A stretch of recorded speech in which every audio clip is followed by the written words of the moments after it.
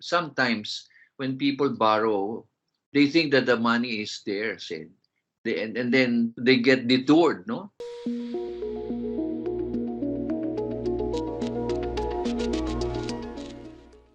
Nung before pandemic, very aggressive tayo, very, very aggressive. Nung nagkaroon tayo ng pandemic, yung mga pre-pandemic na business, marami natakot.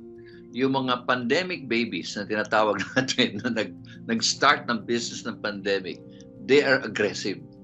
Why? Because they realize survival, I mean, pero yung mga pre-pandemic, natakot, bang ay ayoko na ata, para bang this is the end of the road. So yung importante yung pivoting, I mean, how can you be innovative? How can you make sure your brand stays alive? We have our clients who are in they were able to really pivot in such a way na from a big store they realized they went down to a kiosk, okay, and then they realized that people yung mga employees, no, one of the discovery nila was that employees should not be living so far, because during pandemic ang hirap pumanap ng tao because of the lockdown, no. So yun ang isa sa mga nangyari, unexpected circumstances, really. And again, will it happen? We never know. But one of the things that I realized with the pandemic babies is that they are prepared for anything. Kumbaga sabi nila, we started this business from pandemic, and now they are more confident. I think basically ang importante lang na sinasabi ko dyan sa mga pre-pandemic, try to revisit your objective. Try to find out, how can I innovate? I cannot be what I am or I used to be, but how can I be in such a way that I can reach out to people? Allocate resources. Probably if you're used to advertisement before on the regular or traditional media, now it's the time probably to look at multimedia, try to look out, try to have more in-depth and yung bang engaging, no, with the audience. Kasi iba-iba na, no? If you notice, the social media platform has evolved too. It's no longer the posting. There are a lot of videos, there are a lot of new market players, a lot of ways how to attract people, di ba? So yun ang isa sa mga sinasabi ko na another thing with the entrepreneurs is that try to be engaging. Engage with customers. In other words, don't just put up there in your social media. Try to find out all the comments, good or bad, because for customers who feel that they are part of that engagement, the more customers they will attract, di ba? Para bang hindi lang nag-like, hindi lang nag-heart, hindi lang nag-emoji, di ba? Pero yung bang nagsabing, I appreciate your service, however, I got delayed. How do you answer that? And then you have to answer it quickly, not answer them after 6 months, di ba? Some of the entrepreneurs, they don't like to get feedbacks. I don't know why. But sa amin, ang parati ko yung encourage, good or bad, it's still good feedback, lalo na if you're a chain of stores.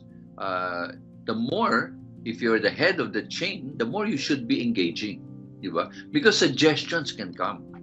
They might say, how come you're not having this? How come you're open until 8 in the morning, 8 in the evening, when in fact we have a lot of businesses who are looking for those that are open midnight.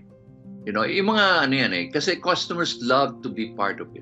Yun ang parati ko sinasabi, engagement. Well, sila, the government has done a lot of efforts. I've seen during even the pandemic, they have started this CARES program, COVID-19 assistance, restart enterprises, by SB Corporation, and then they have also work closely hand in hand with Philippine Center for Entrepreneurship or CONEGOCIO. So they have done a lot. They have done a lot, except that people are still scared of eto ba, how much interest will I be paying? Financial literacy is still important. even if I'm granted, say, startup of 50,000 to start my business, when will this be paid, or how will I pay this? No, kasi nga you're not sure of whether the business will push through or not, and nobody can tell you until you really start the business. No, so yun. Another thing is the capacity building. Credit to the DTI. They have offered training programs. No, in fact, training programs from and they have tapped different resource people. They have this also DTI and Go Negosyo, Kapatid Mentor Me, wherein by regions, no, they have regions.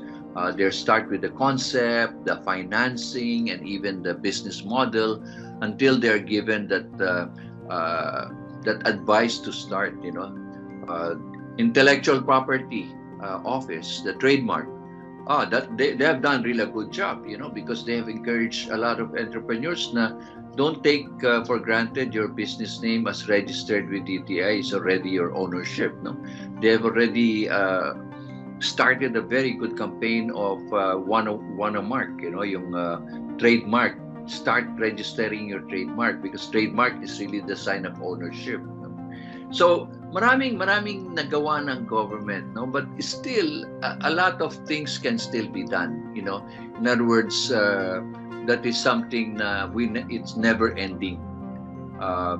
Easy financing, probably yes, but they have to be educated. Sometimes when people borrow, they think that the money is theirs, and then they get detoured, no, na go for other activities rather than what they're focused on, no? So yun ang isa sa mga sinasabi ko nga, na kung magbabaro ang MSME ng pera, there must be somebody or a group that will really take care of them until they have grown, they've started to establish their roots. Hindi yung pinahiram mo ng 50,000 and that's it, you have to pay this, blah blah blah. No, establish a way wherein they can report and they will be able to monitor the growth. Yun ang I think yun ang isa sa mga element na parati kong pinupush. Huwag lang pahiram ng pera, kasi ang pera mamaya nawawala rin, di ba? They need to realize what is really the situation of people who are wanting to start a business. Yung bang try to understand, kasi merong may growth stage yan, di ba? Hindi naman yun after 6 months okay ka na, hindi, may growing stage yan, hanggang maka 4th year or 5th year ka, and that's probably the time you can always say yes, you have graduated, no? But you go through a lot of rocky roads, no? So you're not yet that settled. I really wish that, you know, the government listens to how they can work out, make a study of real entrepreneurs, startups or MSMEs, and then later on grow them so that they'll be a parang role model. Yun nangyari.